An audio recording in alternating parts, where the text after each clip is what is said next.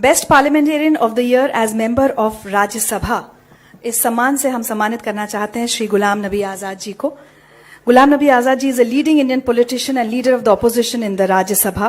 He started his political career as the secretary for the Block Congress Committee in 1973 and was appointed president of the Jammu and Kashmir Pradesh Youth Congress in 1975 and promoted as president of the All India Youth Congress in 1980, and then he never looked back in his political life.